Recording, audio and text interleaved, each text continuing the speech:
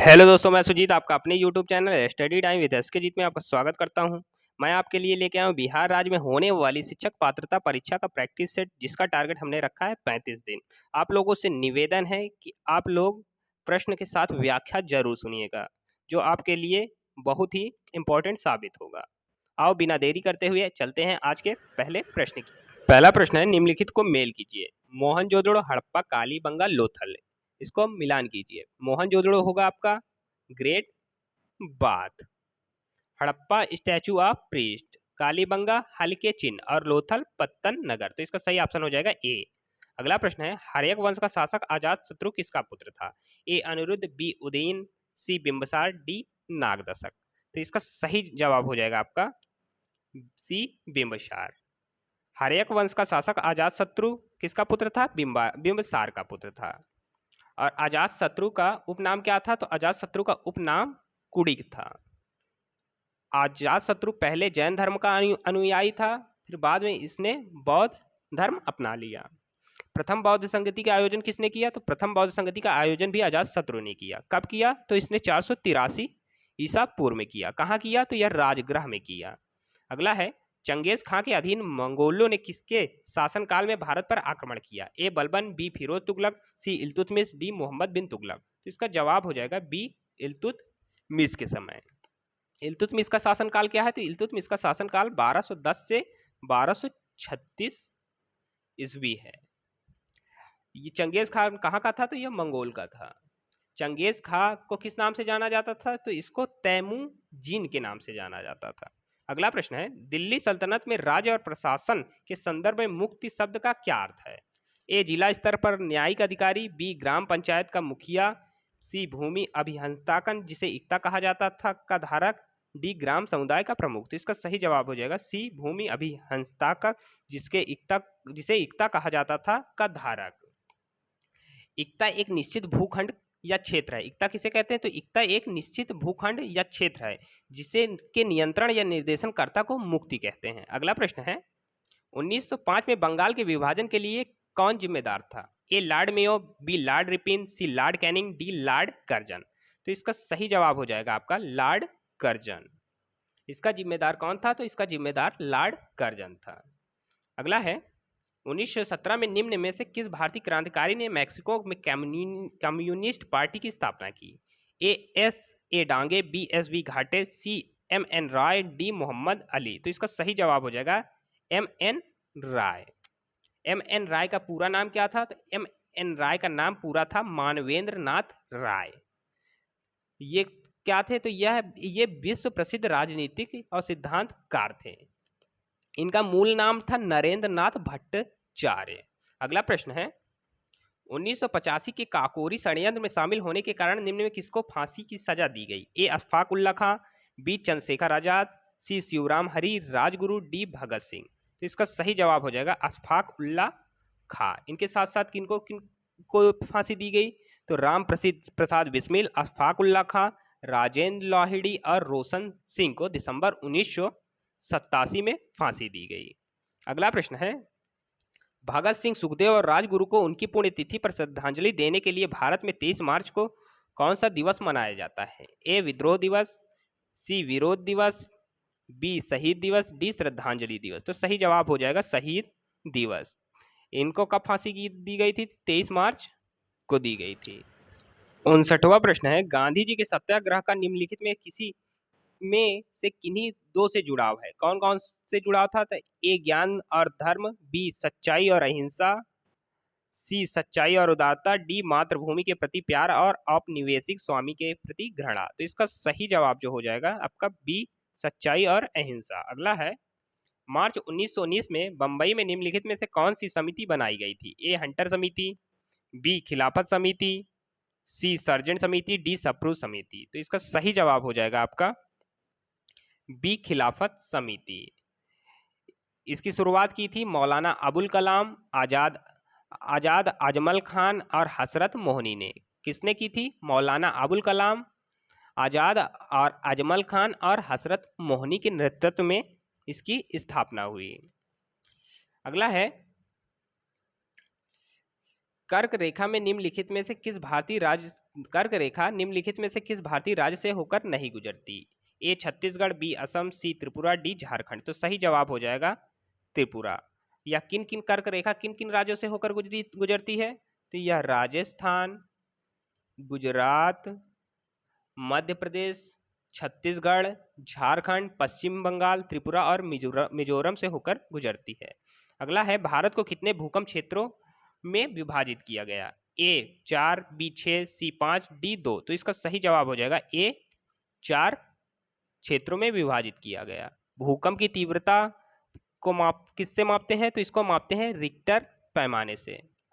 अगला प्रश्न है, निम्नलिखित में से किस राज्य में युमथांग घाटी स्थित है? ए नागालैंड, बी उत्तराखंड, सी सिक्किम, डी हिमाचल प्रदेश। तो इसका सही जवाब हो जाएगा आपका ऑप्शन सी सिक्किम। यह घाटी हिमालय पर्वत से घिरी है या समुद्र तल से 3575 मीटर की ऊंचाई पर है। अगला प्रश्न है, 1972 में ने संख्याओं का पिरामिड शब्द प्रतिपादित किया? किसने संख्याओं का पिरामिड शब्द प्रतिपादित किया जो प्रत्येक पोषी स्तर में मौजूद व्यक्तियों जनसंख्या की कुल संख्या का प्रतिनिधित्व करता है? A Arthur Tansley, B Ernest Haeckel, C Eugene Odum, D Charles Elton. तो इसका सही जवाब हो जाएगा आपका चार्ल्स एल्टन। अगला प्रश्न है, निम्नलिखित में से किन देशों की सरकारों के बीच एक अंतर्राष्ट्रीय समझौता है जिसका उद्देश्य यह सुनिश्चित करना है कि जंगली जंतुओं और पादपों की प्रजातियों के अंतर्राष्ट्रीय व्यापार के कारण उनके अस्तित्व को खतरा नहीं है? ए ओपेक, बी गेट्स, सी CITES, डी ब्रिक्स। तो इसका सही आंसर हो जाएगा आपका सी CITES। अगला प्रश्न है, किगाली समझौता मॉन्ट्रियल प्रोटोकॉल का संशोधन कौन सा संशोधन हुआ? ए 6वां, बी 7वां, डी 8वां, सी 8वां, डी इनमें से कोई नहीं। तो इसका सही जवाब हो जाएगा सी 8वां। अगला प्रश्न है, कारगिली पुंछ आर्द्रभूमि किस राज्य में स्थित है? ए पश्चिम बंगाल, सी तमिलनाडु, डी केरल, सी केरल, डी ओडिशा। तो इसका सही जवाब हो जाएगा 67 का आपका सी केरल। यह कैसी भूमि है? तो यह आर्द्र भूमि है। इस आर्द्र भूमि पर कौन सा पक्षी पाया जाता है? तो यहाँ पर हंस पाया जाता है। हंस बहुत विवेकी पक्षी होता है, कहते हैं लोग कि हंस एक विवेकी पक्षी है। अगला प्रश्न है, भारत के प्रमुख जैव विविधता वाले स्थल कौन से हैं? ए पश्चिमी घाट, उत्तर पूर्व भारत, सुंदरलैंड्स। इसके सही ऑप्शन हो जाएंगे ए 1, 2 और 3, बी केवल 1, सी केवल 2, डी 1 और 2। तो इसका सही जवाब हो जाएगा 1, 2 और 3। हॉटस्पॉट क्षेत्र कितने हैं? तो 4 हैं। कौन कौन? पश्चिमी घाट, पूर्वी हिमालय, इंडो बर्मा सीमा और सुंदरलैंड्स। जैव विविधता क्षेत्र भारत का सबसे बड़ा हॉटस्पॉट है। हॉटस्पॉट क्षेत्र कौन सा है? तो इसका सबसे बड़ा हॉटस्पॉट क्षेत्र है इंडो बर्मा और सबसे छोटा हॉटस्पॉट क्षेत्र है पश्चिमी घाट। सर्वाधिक मानव जनसंख्या घनत्व कहाँ है? तो पश्चिमी घाट में है। अगला प्रश्न है, एक केंद्र प्रायोजित योजना के रूप में भारत सरकार द्वारा प्रोजेक्ट एलिफेंट किस वर्ष शुरू किया गया था? ए 1984, बी 1992, सी 1988, डी 1997। तो इसका सही जवाब हो जाएगा आपका 1992 में। प्रोजेक्ट एलिफेंट शुरू किया गया था हाथियों के आवास एवं गलियारों की सुरक्षा के लिए। अगला प्रश्न आपका है, भारतीय वन्यजीव संरक्षण अधिनियम किस वर्ष लागू किया गया? 1974, 1970, 1972 और 1973। तो इसका सही जवाब हो जाएगा आपका सी 1972। 1972 में पौधों एवं जानवरों की प्रजाति के संरक्षण के लिए भारतीय वन्यजीव संरक्षण अधिनियम 1972 पारित किया गया और वर्ष 2003 में इसे संशोधित किया गया और इसका नाम बदलकर भारतीय वन्य जीव संरक्षण संशोधित अधिनियम 2002 रख दिया गया, जिसके तहत इसमें दंड तथा जुर्माने की कठोर सजा कर दी गई। अगला प्रश्न है, भारतीय संविधान को हाथों से लिखने वाले व्यक्ति कौन थे? ए कन्हैयालाल माणिकलाल मुंशी, बी बाला साहेब गंगाधर खेर, सी प्रेम बिहारी नारायण रायजादा, डी श्याम प्रसाद मुखर्जी। तो इसका सही जवाब हो जाएगा प्रेम बिहारी नारायण रायजादा। इन्होंने हिंदी और अंग्रेजी दोनों में इसे लिखा। भीमराव अंबेडकर भारतीय संविधान के मुख्य वास्तुकार शिल्पी थे। अगला प्रश्न है, भारत में पहली बार संविधान सभा चुनाव कब हुए थे? 47, 1946, 1949 और 1948। तो इसका सही जवाब हो जाएगा बी 1946 को। अगला प्रश्न है, 1946 में हुए यह चुनाव कितने सदस्यों के लिए हुआ? तो 296 सदस्यों के लिए, जिनमें कांग्रेस की सीट कितनी थी? तो कांग्रेस की सीट थी 208 और मुस्लिम लीग की सीट थी 73। संविधान सभा की पहली बैठक कब हुई? तो पहली बैठक हुई थी 9 दिसंबर 1946 को। अगला प्रश्न है, भारत के संविधान को कौन सा भाग नागरिकों के कर्तव्यों से संबंधित है? ए चौथा का ए, बी भाग दूसरा, सी भाग 10वां, डी भाग तीसरा।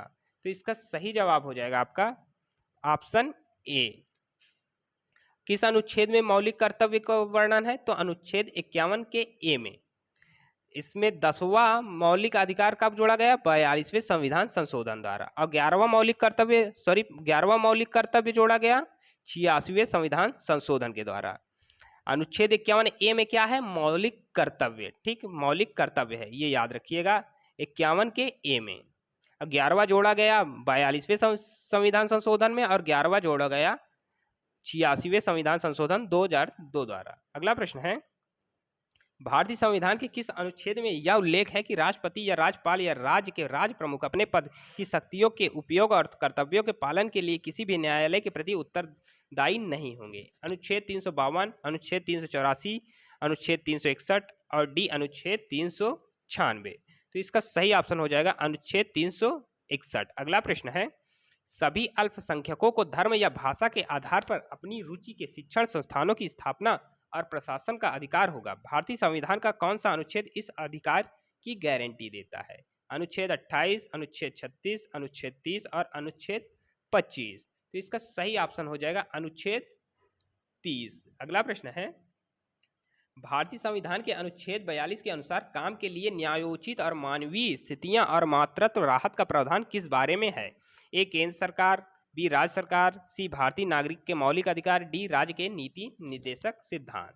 तो इसका सही जवाब हो जाएगा आपका ऑप्शन डी, राज्य के नीति निर्देशक सिद्धांत।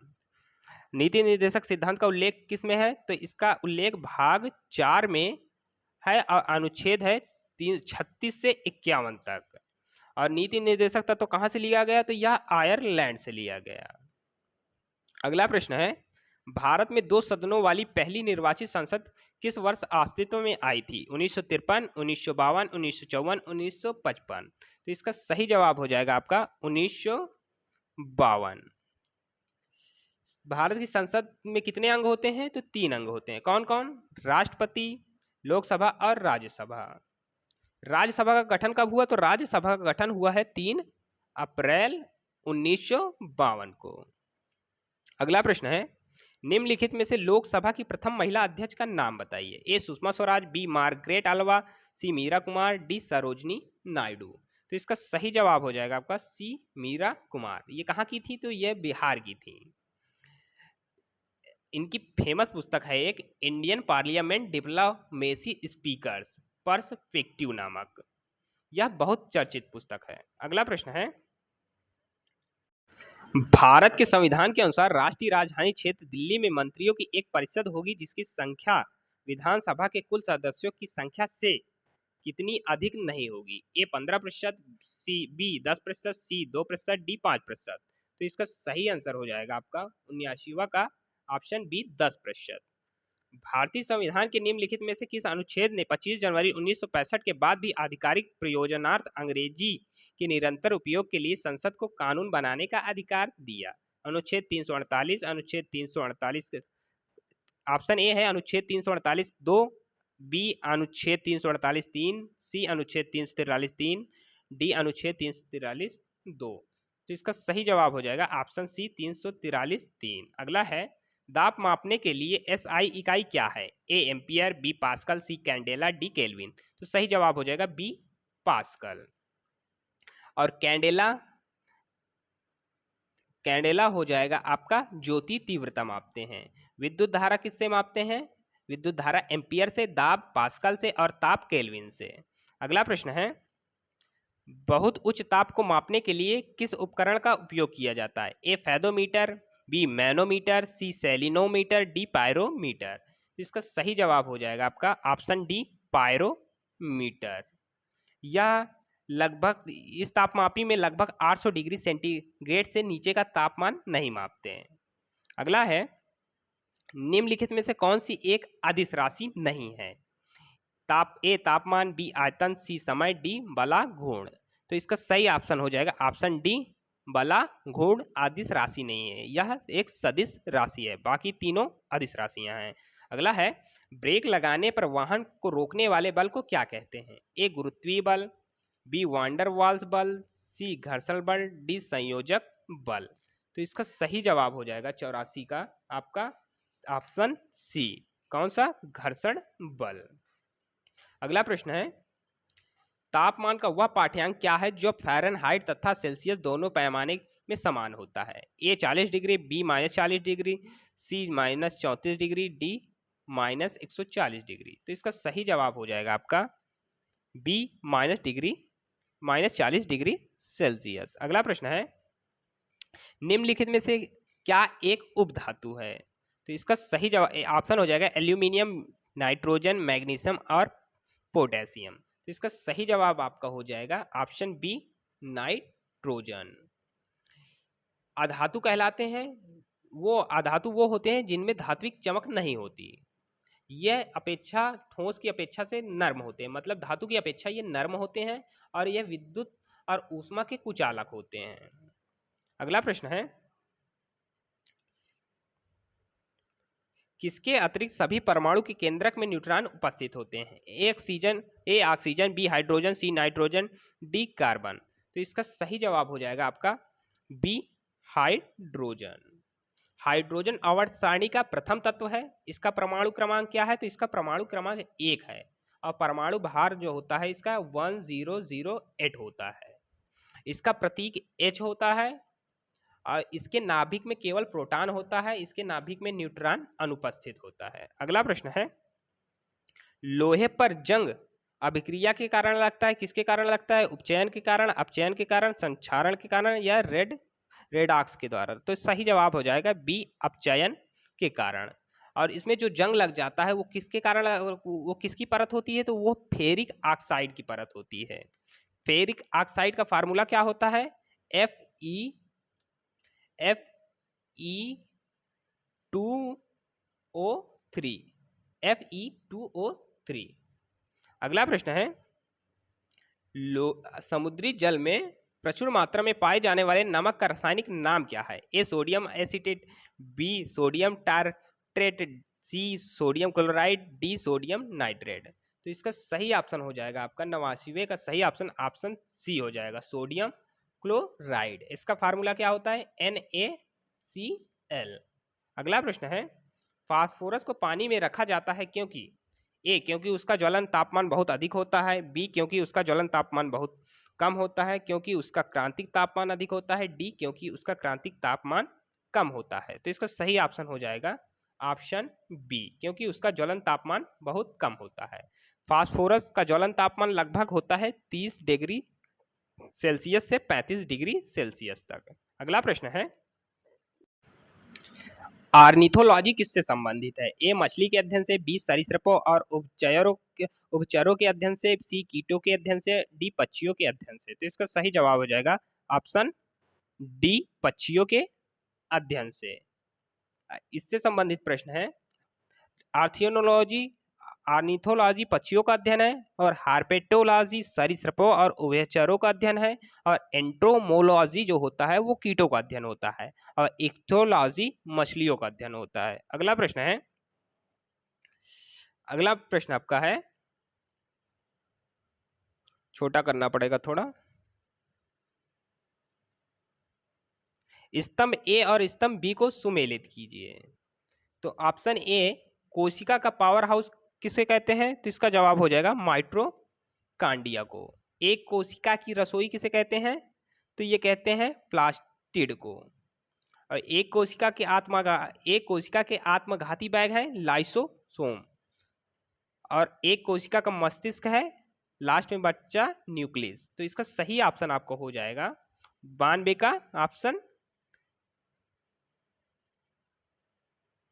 इसका ऑप्शन हो जाएगा डी। अगला प्रश्न है, पादपों में जल का परिवहन निम्नलिखित में किसके माध्यम से होता है? जाइलम, फ्लोएम, रंध्र और मूलर रोम। तो इसका सही जवाब हो जाएगा जाइलम। और जबकि भोजन किसके द्वारा पादपों में पहुंचाया जाता है? तो फ्लोएम के द्वारा। अगला प्रश्न है, निम्नलिखित में किसमें प्रति ग्राम प्रोटीन की मात्रा सबसे अधिक होती है? ए सेब, बी सोयाबीन, डी सी गेहूं, डी मूंगफली। तो इसका सही जवाब हो जाएगा बी सोयाबीन में।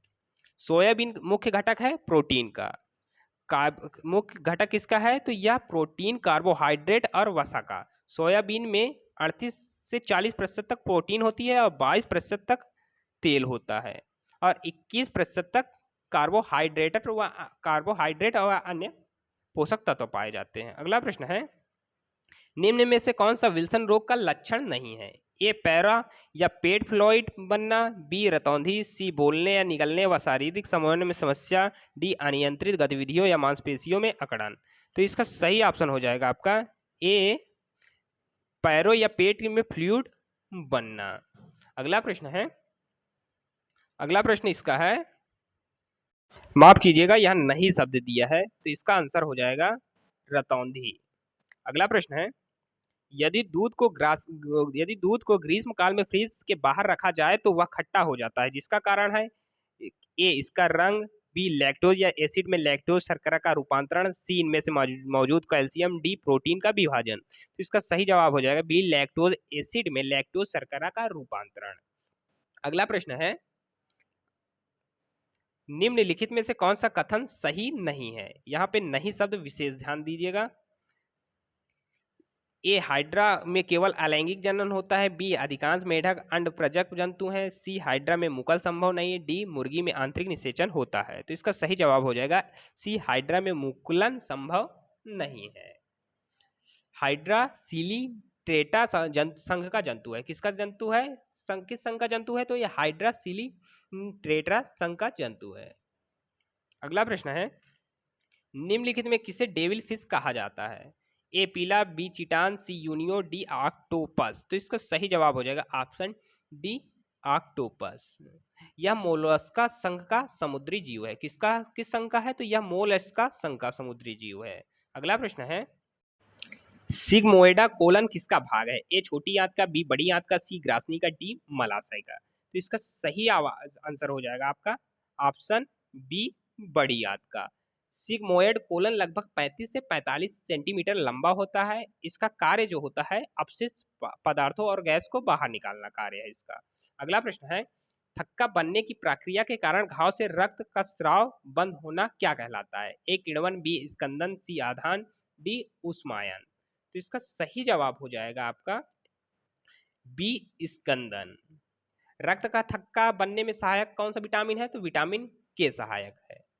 रक्त का थक्का कितने मिनट में बन जाता है? तो यह लगभग 2 से 5 मिनट में रक्त का थक्का बन जाता है। अगला है, पुष्कर मेला कहाँ आयोजित किया जाता है? ए बिहार, बी उत्तर प्रदेश, सी मध्य प्रदेश, डी राजस्थान। तो इसका सही जवाब हो जाएगा डी राजस्थान। अगला प्रश्न है, निम्नलिखित में कौन सा नाम भरतनाट्यम से जुड़ा है? ए पंडित बिरजू महाराज, बी डॉक्टर नरत की नटराज, सी गुरु बिपिन सिंह और डी केलू चरण महापात्र। तो इसका सही आंसर हो जाएगा आपका ऑप्शन बी डॉक्टर नरत की नटराज। जबकि पंडित बिरजू महाराज कथक नृत्य से संबंधित हैं और गुरु बिपिन सिंह मणिपुरी नृत्य से संबंधित हैं और केलू चरण महापात्र ओडिसी से।